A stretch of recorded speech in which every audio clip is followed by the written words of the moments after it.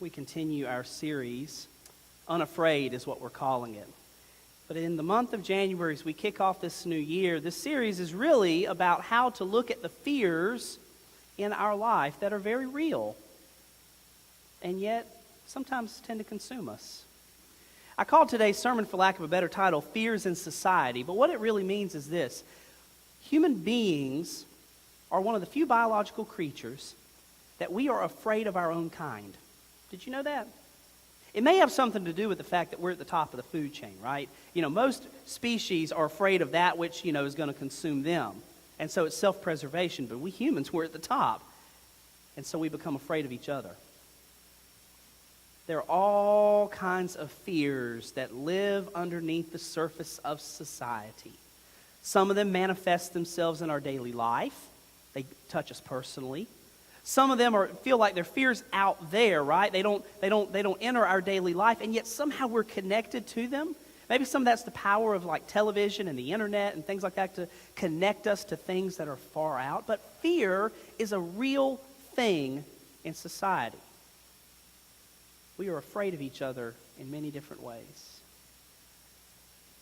I thought about one time in my life where I lived in fear. And there were moments where it kind of got the best of me here and there. At my last church, which was across town, the east side of town, I don't know how many of you live over on that side of town. I'm guessing not many of you. But you may remember 2-3 summers ago in Savannah, this violent crime outbreak happened on the east side of town, the State Street area, right?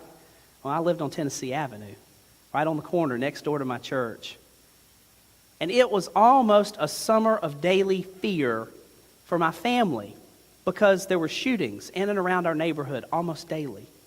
I can tell you 3 times that those shootings actually touched the property that my church and my house sat on. One time they shoot across my front yard, 2 cars shot at each other, and we hear the shots. Another time they're shooting at each other this way. Another time they come up on a guy who's walking, and it's gang related, and so they pull a car up and they shoot him in the leg. One time was really crazy. It was in the middle of the day. And somebody shot at a car going down Pennsylvania Avenue, if you know, like going towards Victory. Shot at the car, spooked the guy. He drove off the car, crashed his car into the corner of my church. It was wild. And that church was built like a tank, so all he did was tear up my shrubs. Nobody was hurt, thankfully. But we lived in fear. Daily fear. I mean, do you know what it's like to have a 4-year-old who is afraid of being left alone in a room because of the loud noises that spooked her? Fear, right? That's real. And yet, I found myself in moments having to take a deep breath and almost asking for forgiveness. Because as I would leave from my house to the church and back, and I'd walk, outside in the neighborhood, it's just an easy walk across a long yard. If I saw somebody that I thought looked suspect anywhere nearby, I had this feeling. And that person may or may not have ever been related to a gang or involved or anything.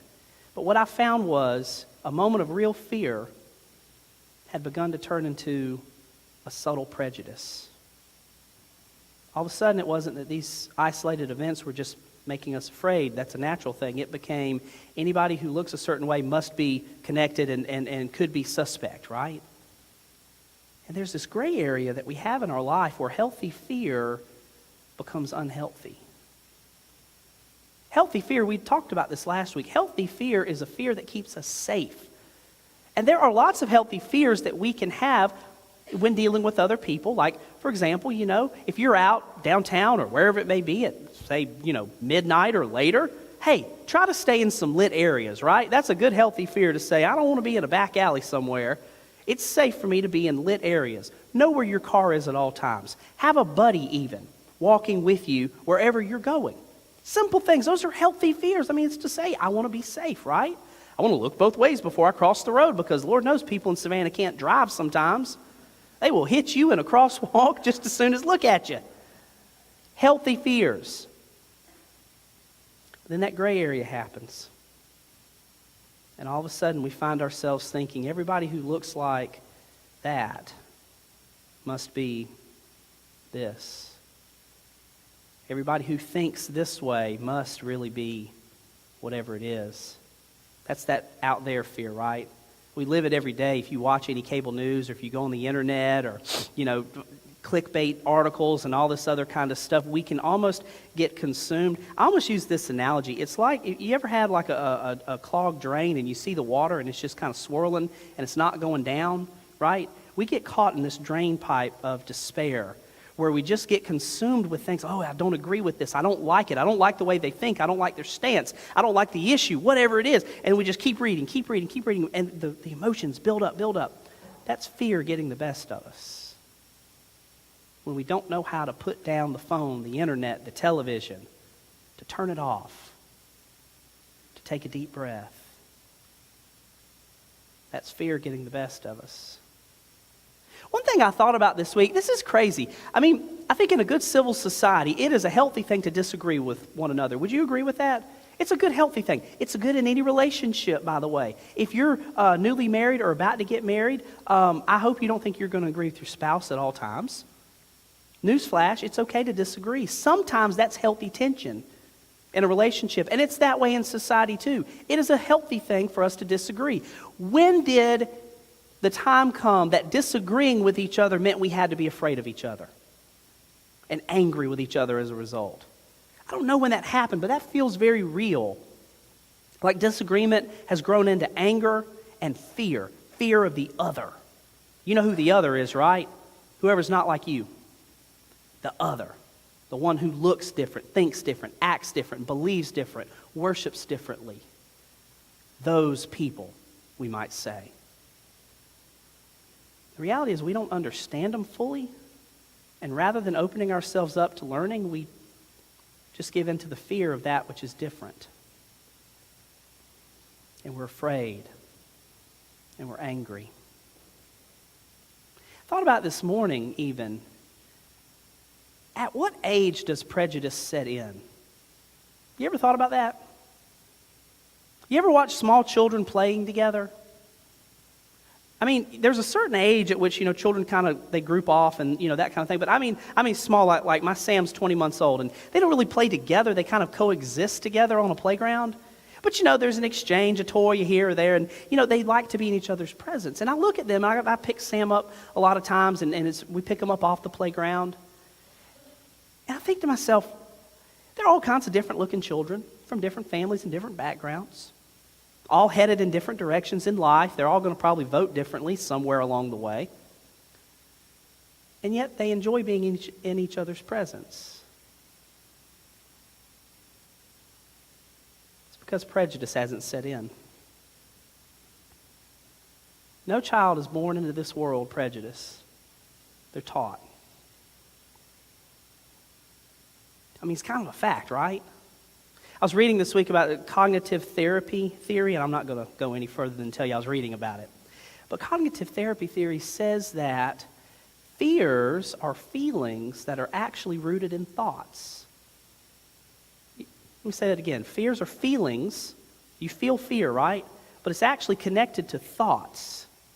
And what happens is thoughts can become distorted or wrong, and yet they take such hold in us that fears, unnatural fears grow. Someone is taught, be afraid of that different person. And all of a sudden, we're taught that. Now when I'm around them, I'm afraid of them. I don't like them. I don't want to be with them. Fears are thoughts. Fears are feelings that are rooted in thoughts. People are taught how to be prejudiced. People are taught to be afraid of other people. It's one thing when you're a child to say, don't talk to strangers. That's a healthy fear, right? It's another thing as a child to say, don't talk to people of that color. Don't talk to people of that background or that ethnicity. They're whatever, fill in the blank. It's very real, isn't it? And we think of extreme examples, like white nationalists or the KKK or, terrorist groups and things like that. And those are very real too. But even subtle ways, prejudice lives in each of us, doesn't it? And we all kind of carry it around whether we want to acknowledge it or not. And so we gather in worship and we talk about all these fears and prejudices and How do we navigate it? The prophet Isaiah has a word from the Lord for us. Do not be afraid. Did you count how many times the prophet told us that? Do not be afraid. When you pass through the waters, I will be with you. Do not be afraid. You are not alone. Do not be afraid. I have made you for my own glory. You are known to me. There are there's probably more than three, but I'm going to tell you three places I think common fears are rooted in. One is scarcity. That is the belief that somehow if I don't protect whatever I have enough, someone's going to come take it from me. Scarcity mentality. That's where things like greed and jealousy and those kind of feelings come out of the scarcity mentality, Entitlement even, when that becomes very unhealthy.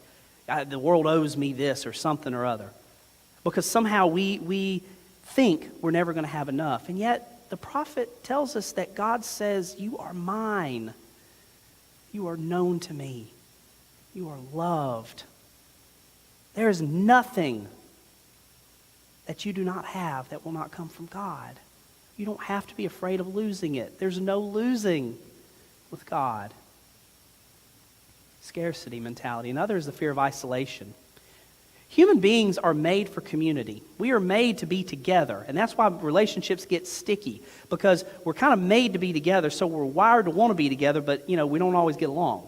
And so it's kind of this give and take, right? It's a tension that always exists. We are afraid of being alone, whether we want to admit it or not. We need contact from one another. When a young person joins a gang, studies have shown that the odds are there was not a good home situation. And in the search for family and community, a young person turns to a gang. Because guess what they offer? Family and community. A sense of belonging. A remedy for the fear of isolation. That can be a gang, that can be a white nationalist group, that can be the KKK itself, whatever people want to call it. But it is a search for connection. And human beings are wired to want connection. We have a fear of isolation. And God tells us in our most isolated moments, when you pass through the waters, I will be with you. There's not a moment in your life when you are alone. Never. Fear of isolation. Third one is fear of difference, and we've talked about that a little bit. We are afraid of that which is different from us. And here's one of the reasons, or a couple of the reasons why we are afraid of that which is different. To experience something that is different and not recoil is to open ourselves up to learn. Sharing stories with someone who is different is a powerful thing if you've ever done that.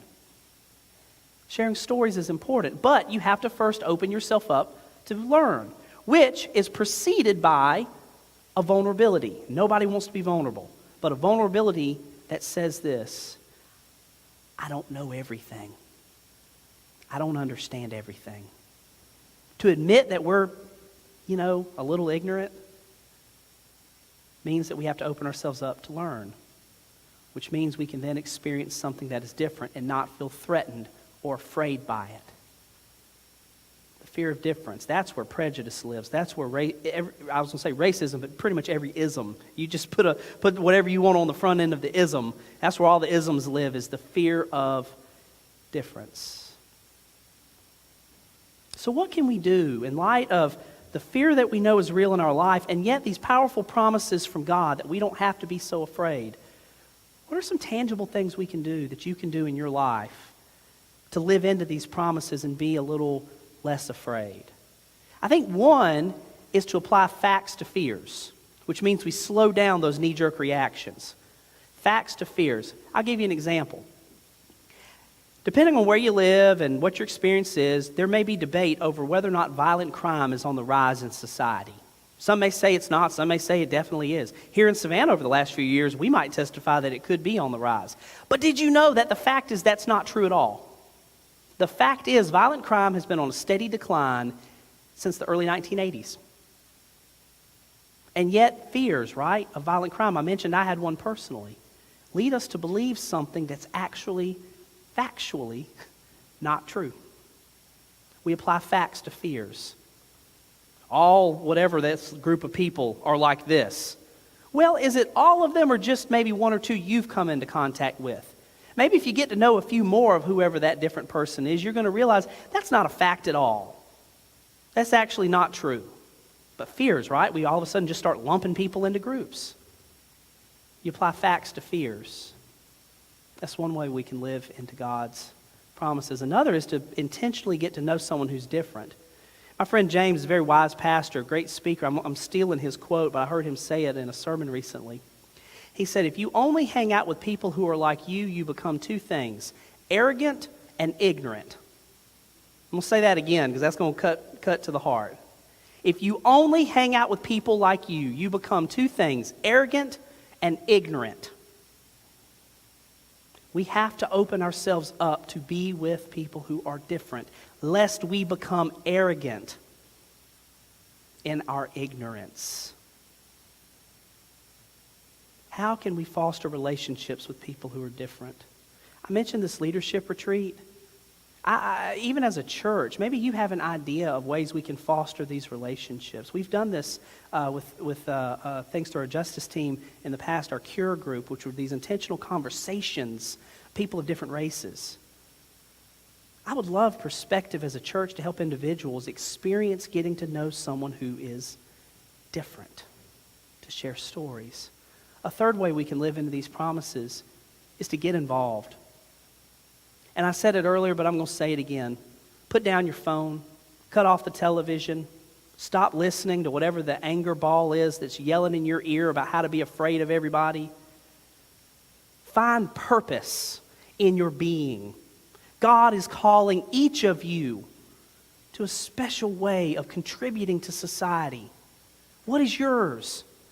I've gotten to use this quote with a couple people this week, and it's transformed my life. It's been a gift to give away. Frederick Buechner said, vocation, and we might even say purpose is a synonym for vocation. Vocation is when your deep passion and the world's great need meet. What is your deep passion? And it's not watching cable news, and it's not clicking on articles, and it's not getting all fired up in whatever hole you get trapped in sometimes to follow whatever the news of the day is. What is your deep passion? And then how can we connect that to a great need in the world for a sense of purpose? You will be less afraid when you devote your life to things like that. It's so powerful to me, the notion that people can actually influence people to not be so afraid of that which is different or unfamiliar, we would even say. I had an interesting conversation with Katie last night. Olivia's reaching that age where random questions are just coming. And we've kind of just wondered, are we proactive with explaining the world, or do we just wait for questions to come our way? And so questions come, and curiosities. Like Olivia understands that in the world that men and women love each other and marry, and then sometimes two women can love each other and marry. And she was just curious, saying, I don't understand. How does that work, kind of thing? And you're like, well, what do we do about it? But here's the really interesting part of the conversation. It didn't come to me, thankfully. It came to Katie. But she explained to her that there are places and circles and groups where, if it's a little different, that they're not always accepted. People don't understand. To which the beautiful thing is that this 6-year-old looks back and she says, well, I don't understand. What do you mean it's not accepted? Which is amazing because at 6 years old, even if she doesn't fully understand how love, marriage, and all that works, she understands the nuance that everybody should love everybody and that everybody deserves to love somebody. And it doesn't matter what that looks like. Well, I can tell you that 2 ignorant parents didn't really foster that because we weren't proactive, I told you. That comes from life experience. That kind of lesson comes from being with people who display it, who model it, who show it. That it's wonderful. and normal, and it's okay, and being different's great, and everyone's a little different in some way. It comes from being a part of a church. But that kind of thing is just who we are. And if it works on that small level, how could it work on larger levels, I wonder? How could we help teach children and even grown-ups to love and accept each other, to not be so prejudiced? I mean, we're already kind of doing it, is my point. In and through the life of this church, in and through your daily lives, how can you open yourself to learn, to love, to not be so afraid, to share in God's grace? Amen.